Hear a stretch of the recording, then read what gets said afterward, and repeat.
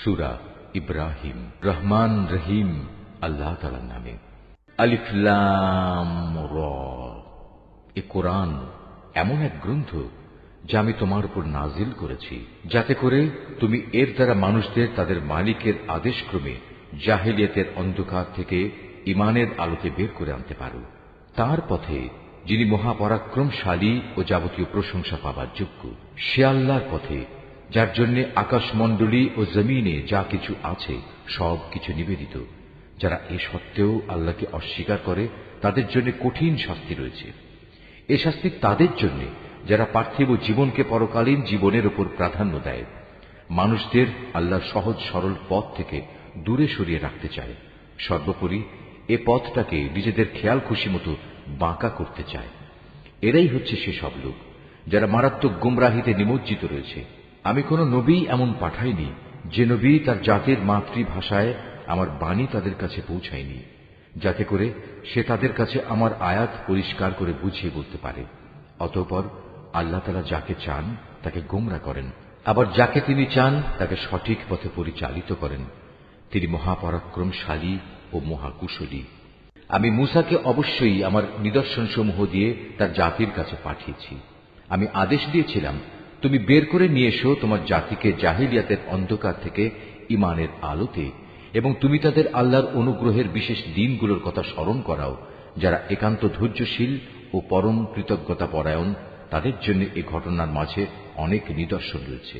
মূসা যখন তার জাতিকে বলেছিল, তোমরা তোমাদের উপর আল্লাহ তাআলার নিয়ামত সমূহের কথা স্মরণ করো, বিশেষ করে যখন তিনি তোমাদের ফেরাউনের সম্প্রদায় থেকে মুক্তি দিলেন, যারা তোমাদের কঠোর শাস্তি দিত, তোমাদের ছেলেদের হত্যা করত, তোমাদের মেয়েদের জীবিত রাখত, তোমাদের মালিকের পক্ষ থেকে তোমাদের জন্য এত বড় ধরনের একটি পরীক্ষা নিহিত ছিল। স্মরণ করো যখন তোমাদের মালিক ঘোষণা দিলেন, যদি তোমরা আমার অনুগ্রহের শুকর আদায় করো তাহলে আমি অবশ্যই তোমাদের জন্য এই অনুগ্রহ আরো বাড়িয়ে দেব, আর যদি তোমরা একে অস্বীকার করো তাহলে জেনে রেখো আমার আযাব বড়ই কঠিন। মূসা তার জাতিকে আরো বলেছিল, তোমরা এবং পৃথিবীর অন্য সব মানুষ একত্রেও যদি আল্লাহর নিয়ামত অস্বীকার করো তাতে আল্লাহর কিছুই ক্ষতি হবে না, কেননা আল্লাহ তাআলা হচ্ছেন যাবতীয় অভাব অভিযোগ থেকে মুক্ত, প্রশংসার দাবিদার। তোমাদের কাছে কি তোমাদের আগেকার লোকদের সংবাদ এসে পৌঁছয়নি? নূহের, আদ, সামুদ সম্প্রদায়ের ও তাদের পরবর্তী জাতিসমূহের, যাদের বিবরণ আল্লাহ তাআলা ছাড়া আর কেউই জানে না। সবার কাছেই তাদের নবীরা আমার আয়াতসমূহ নিয়ে এসেছিল। অতঃপর তারা তাদের নিজেদের হাত তাদের মুখে রেখে কথা বলতে তাদের বাধা দিত এবং বলত, যা কিছু পয়গাম নিয়ে তুমি আমাদের কাছে প্রেরিত হয়েছ তা আমরা স্পষ্টত অস্বীকার করি। তাছাড়া যে দিনের দিকে তুমি আমাদের ডাকছ সে বিষয়েও আমরা সন্দেহে নিমজ্জিত আছি। তাদের রসুলরা তাদের বলল, তোমাদের কি আল্লাহ তাআলা সম্পর্কে কোনো সন্দেহ রয়েছে, যিনি আসমান সমূহ ও জমিনের সৃষ্টিকর্তা? তিনি তোমাদের তার নিজের দিকে ডাকছেন যেন তিনি তোমাদের গুনাহসমূহ মাফ করে দিতে পারেন এবং একটি নির্দিষ্ট সময় পর্যন্ত তোমাদের অবকাশ দিয়ে সংশোধনের সুযোগ দিতে পারেন। এই কথার পর তারা বলল, তোমরা তো হচ্ছ আমাদের মতোই কতিপয় মানুষ। আমাদের বাপ দাদারা যাদের ইবাদত করত, তোমরা কি তা থেকে আমাদের বিরত রাখতে চাও? তাহলে তোমাদের দাবির পক্ষে আমাদের কাছে কোনো সুস্পষ্ট দলিল প্রমাণ নিয়ে এসো। নবীরা তাদের বলল, এটা ঠিক, আমরা তোমাদের মতো কতিপয় মানুষ ছাড়ার অন্য কিছু নই, কিন্তু আল্লাহ তাআলা তাঁর বান্দাদের মধ্যে থেকে যাকে চান নবুয়তের দায়িত্ব দিয়ে তার উপর তিনি অনুগ্রহ করেন, আর আল্লাহ তাআলার অনুমতি ব্যতি রেখে দলিল উপস্থাপনের কোনো ক্ষমতাই আমাদের নেই। আর ঈমানদারদের তো এসব ব্যাপারে আল্লাহর ফয়সালার উপরে নির্ভর করা উচিত। তাছাড়া আমরা আল্লাহ তাআলার উপর নির্ভর করবই বা না কেন? তিনি আমাদের জাহেলিয়াতের অন্ধকার থেকে আলোর পথসমূহে হেদায়েত দান করেছেন। এই আলোর পথে তোমরা আমাদের যে কষ্ট দিচ্ছ তাতে অবশ্যই আমরা ধৈর্য ধারণ করব। সর্বশেষে কারো উপর নির্ভর করতে হলে সবার আল্লাহর উপরে নির্ভর করা উচিত।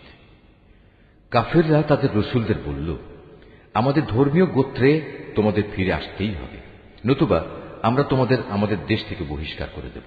অতঃপর ঘটনা চরমে পৌঁছলে তাদের মালিক তাদের কাছে এই বলে ওহী পাঠালেন, আমি অবশ্যই জালেমদের বিনাশ করে দেব, আর তাদের নির্মূল করে দেওয়ার পর তাদের জায়গায় আমি অবশ্যই তোমাদের প্রতিষ্ঠিত করব। আমার এই পুরস্কার এমন প্রতিটি মানুষের জন্য যে ব্যক্তি আমার সামনে জবাবদিহিতার জন্য দাঁড়ানোকে ভয় করে এবং আমার কঠোর শাস্তিকেও ভয় করে, এর মোকাবেলায় ওরা একটা চূড়ান্ত ফয়সালা চাইল, আর সে ফয়সালা মোতাবেক প্রত্যেক দুরাচার ও স্বৈরাচারী ব্যক্তি ধ্বংস হয়ে গেল। তার একটু পিছনেই রয়েছে জাহান্নাম, সেখানে তাকে গলিত পুঁজ জাতীয় পানি পান করানো হবে।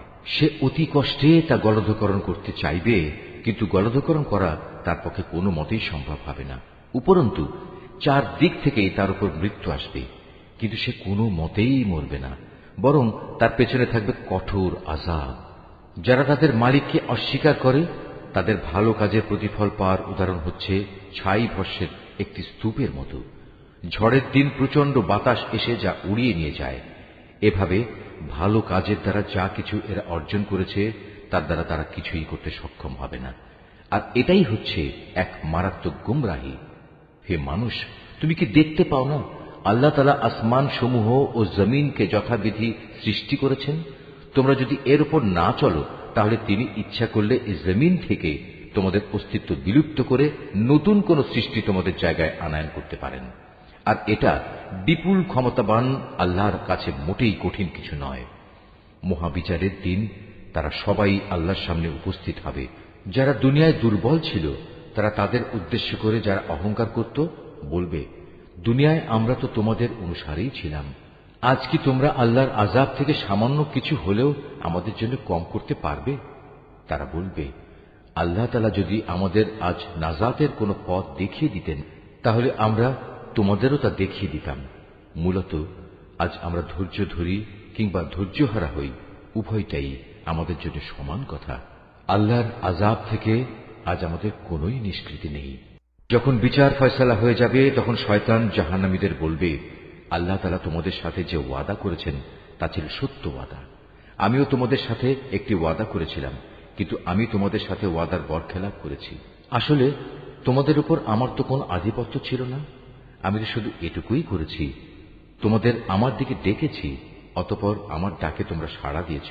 তাই আজ আমার প্রতি তোমরা কোন রকম দোষারোপ করো না, বরং তোমরা তোমাদের নিজেদের উপরই দোষারোপ করো। আজ আমি যেমন তোমাদের উদ্ধারে কোন রকম সাহায্য করতে পারবো না, তেমনি তোমরাও আমার উদ্ধারে কোনো সাহায্য করতে পারবে না। তোমরা যে আগে আমাকে আল্লাহর শরীক বানিয়েছ আমি তাও আজ অস্বীকার করছি। এমন সময় আল্লাহর ঘোষণা আসবে, অবশ্যই জালেমদের জন্য রয়েছে কঠিন আযাব। অপরদিকে যারা আল্লাহ তাআলার উপর ঈমান আনে এবং সে অনুযায়ী নেক কাজ করে তাদের এমন এক জান্নাতে প্রবেশ করানো হবে যার পাদদেশে প্রবাহিত হবে রং বেরঙের ঝর্ণাধারা। সেখানে তারা তাদের মালিকের অনুমতিক্রমে অনন্তকাল অবস্থান করবে। সেখানে চারিদিক থেকে সালাম সালাম বলে তাদের অভিবাদন হবে। তুমি কি লক্ষ্য করনি আল্লাহ তাআলা কালেমায়ে তাইয়্যিবার কি সুন্দর উপমা পেশ করেছেন? এই কালেমা যেন একটি উৎকৃষ্ট জাতের গাছ, যার মূল জমিনে সুদৃঢ়, যার শাখা প্রশাখা আসমানে বিস্তৃত, সেটি প্রতি মৌসুমে তার মালিকের আদেশে ফল দান করে। আল্লাহ তাআলা মানুষদের জন্য এভাবেই উপমা পেশ করেন, যাতে করে তারা এসব উপমা থেকে শিক্ষা গ্রহণ করতে পারে। আবার খারাপ কালেমার তুলনা হচ্ছে একটি নিকৃষ্ট বৃক্ষের মতো, যাকে জমিনের উপরিভাগ থেকেই মূলোৎপাটন করে ফেলা হয়েছে, এর কোন রকম স্থায়িত্বও নেই। আল্লাহ তাআলা ঈমানদারদের তার শাশ্বত কালেমা দ্বারা মজবুত রাখেন। দুনিয়ার জীবনে এবং পরকালীন জীবনে জালেমদের আল্লাহ তাআলা এমনি করেই বিভ্রান্তিতে রাখেন। তিনি যখন যা চান তাই করেন। হে নবী, তুমি কি তাদের অবস্থা পর্যবেক্ষণ করনি যারা আল্লাহ তাআলার নিয়ামত অস্বীকার করার মাধ্যমে তাকে বদলে দিয়েছে? পরিণামে তারা নিজেদের জাতিকে ধ্বংসের এক চরম স্তরে নামিয়ে এনেছে। জাহান্নামের অতলে, যেখানে তারা সবাই প্রবেশ করবে, কত নিকৃষ্ট সেই বাসস্থান। এরা আল্লাহ তাআলার জন্য তার কিছু সমকক্ষ উদ্ভাবন করে নিয়েছে, যাতে করে সাধারণ মানুষদের তার পথ থেকে বিভ্রান্ত করতে পারে। হে নবী, এদের তুমি বলো, সামান্য কিছুদিনের জন্য তোমরা ভোগ করে নাও, কেননা অচিরেই জাহান্নামের আগুনের দিকে তোমাদের ফিরে যেতে হবে। হে নবী, আমার যে বান্দা ঈমান এনেছে তুমি তাদের বলো তারা যেন নামাজ প্রতিষ্ঠা করে এবং আমি তাদের যে রিজিক দিয়েছি তা থেকে যেন তারা আমারই পথে ব্যয় করে, গোপনে কিংবা প্রকাশ্যে। কিয়ামতের সে দিনটি আসার আগে, যেদিন মুক্তির জন্য কোন রকম সম্পদের বেচাকেনা চলবে না, না এর জন্য কারো কোন রকমের বন্ধুত্ব কাজে লাগবে। তিনিই মহান আল্লাহ তাআলা, যিনি আসমান সমূহ ও জমিন সৃষ্টি করেছেন এবং আসমান থেকে পানি বর্ষণ করেছেন, তা দিয়ে আবার জমিন থেকে তোমাদের জীবিকার জন্য নানা প্রকারের ফলমূল উৎপাদন করেছেন। তিনি যাবতীয় জলযানকে তোমাদের অধীন করেছেন, যেন তাঁরই ইচ্ছা অনুযায়ী তা সমুদ্রে বিচরণ করে বেড়ায়, এবং এ কাজের জন্য তিনি নদী নালাকেও তোমাদের অধীন করে দিয়েছেন। তিনি চন্দ্র সূর্যকেও তোমাদের অধীন করে দিয়েছেন। এর উভয়টা একই নিয়মের অধীনে চলে আসছে। আবার তোমাদের সুবিধার জন্য রাত দিনকেও তিনি তোমাদের অধীন করেছেন। তোমরা তাঁর কাছ থেকে প্রয়োজনে যত কিছুই চেয়েছ, তার সবই তিনি তোমাদের সামনে এনে হাজির করেছেন। এবং তোমরা যদি সত্যি সত্যি তার সব নিয়ামত গণনা করতে চাও, তাহলে কখনোই তা গণনা করে শেষ করতে পারবে না। মানুষ আসলেই অতিমাত্রায় সীমা লঙ্ঘনকারী ও নিয়ামতের প্রতি অকৃতজ্ঞ বটে। স্মরণ করো, যখন ইব্রাহিম আল্লাহর কাছে দোয়া করল, হে মালিক, এ মক্কা শহরকে শান্তি ও নিরাপত্তার শহরে পরিণত করো, এবং আমাকে ও আমার সন্তান সন্ততিদের মূর্তি পূজা করা থেকে দূরে রেখো। হে আমার মালিক, নিঃসন্দেহে এ মূর্তিগুলো বহু মানুষকে গোমরা করেছে। অতঃপর যে আমার আনুগত্য করবে সে আমার দলভুক্ত হবে, আর যে ব্যক্তি আমার নাফরমানি করবে তার দায়িত্ব তোমার উপর নয়। নিশ্চয়ই তুমি ক্ষমাশীল ও পরম দয়ালু। হে আমাদের মালিক, আমি আমার কিছু সন্তানকে তোমার পবিত্র ঘরের কাছে একটি অনুর্বর উপত্যকায় এনে আবাদ করলাম, যাতে করে হে আমাদের মালিক এরা নামাজ প্রতিষ্ঠা করতে পারে। তুমি তোমার দয়ায় এমন ব্যবস্থা করো যেন মানুষদের অন্তর এদের দিকে অনুরাগী হয়। তুমি ফলমূল দিয়ে তাদের রিজিকের ব্যবস্থা করো, যাতে ওরা তোমার নিয়ামতের শুকর আদায় করতে পারে। হে আমাদের মালিক, আমরা যা কিছু গোপন করি এবং যা কিছু প্রকাশ করি, নিশ্চয়ই তুমি তা সব জানো। আসমান সমূহে কিংবা জমিনের যেখানে যা কিছু ঘটে, এর কোনোটাই আল্লাহর কাছে গোপন থাকে না। সব প্রশংসা আল্লাহ তাআলার জন্য, যিনি আমাকে আমার এ বৃদ্ধ বয়সে ইসমাইল ও ইসহাক তুল্য দুটো নেক সন্তান দান করেছেন। অবশ্যই আমার মালিক তার বান্দাদের দোয়া শোনেন। হে আমার মালিক, তুমি আমাকে নামাজ প্রতিষ্ঠাকারী বানাও, আমার সন্তানদের মাঝ থেকেও নামাজি বান্দা বানাও। হে আমাদের মালিক, আমার দোয়া তুমি কবুল করো। হে আমাদের মালিক, যেদিন চূড়ান্ত হিসাব কিতাব হবে, সেদিন তুমি আমাকে, আমার পিতা মাতাকে এবং সকল ঈমানদার মানুষদের তোমার অনুগ্রহ দ্বারা ক্ষমা করে দিও। হে নবী, তুমি কখনো মনে করো না এ জালেমরা যা কিছু করে যাচ্ছে তা থেকে আল্লাহ তাআলা গাফিল রয়েছেন। আসলে তিনি তাদের সেদিন আসা পর্যন্ত অবকাশ দিয়ে রাখছেন, যেদিন তাদের চক্ষু স্থির হয়ে যাবে। তারা আকাশের দিকে চেয়ে ভীত সন্ত্রস্ত অবস্থায় দৌড়তে থাকবে। তাদের নিজেদের প্রতি নিজেদের কোনো দৃষ্টি থাকবে না, ভয়ে তাদের অন্তর বিকল হয়ে যাবে। হে নবী, তুমি মানুষদের একটি ভয়াবহ দিনের আযাব আসা থেকে সাবধান করে দাও। এমন দিন সত্যি যখন এসে হাজির হবে, তখন এ জালিম লোকেরা বলবে, হে আমাদের মালিক, আমাদের তুমি কিছুটা সময়ের জন্য অবকাশ দাও, এবার আমরা তোমার ডাকে সাড়া দেব এবং আমরা তোমার রসুলদের অনুসরণ করব। জবাবে বলা হবে, তোমরা কি সেসব লোক যারা ইতিপূর্বে শপথ করে নিজেদের মধ্যে বলাবলি করতে, তোমাদের এই জীবনের কোনোই ক্ষয় নেই, অথচ তোমরা তাদের পরিত্যক্ত বাসভূমিতেই বাস করতে, যারা তোমাদের আগে নিজেদের উপর নিজেরা জুলুম করেছিল, এবং এ কারণে আমি তাদের প্রতি কি এ ধরনের আচরণ করেছিলাম তাও তোমাদের কাছে সুস্পষ্ট ছিল। তোমাদের জন্য আমি তাদের দৃষ্টান্ত উপস্থাপন করেছিলাম। সোজা পথে এরা বিভিন্ন চক্রান্তের পন্থা অবলম্বন করেছে।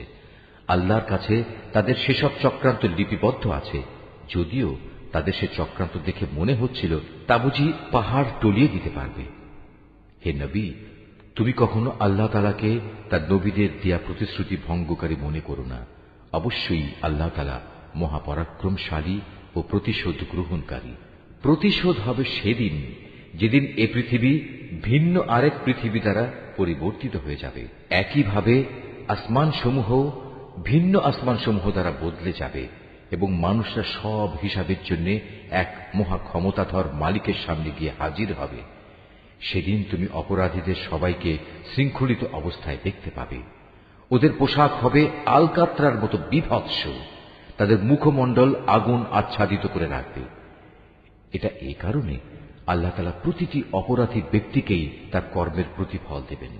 অবশ্যই আল্লাহ তাআলা হিসাব গ্রহণে অত্যন্ত তৎপর। এ কোরআন হচ্ছে মানুষের জন্য এক মহা পয়গাম, যাতে করে এই গ্রন্থ দিয়ে পরকালীন আযাবের ব্যাপারে তাদের সতর্ক করে দেয়া যায়, তারা যেন এর মাধ্যমে এও জানতে পারে তিনি একমাত্র মাবুদ। সর্বোপরি বোধ শক্তি সম্পন্ন ব্যক্তিরা যাতে করে এর দ্বারা উপদেশ গ্রহণ করতে পারে।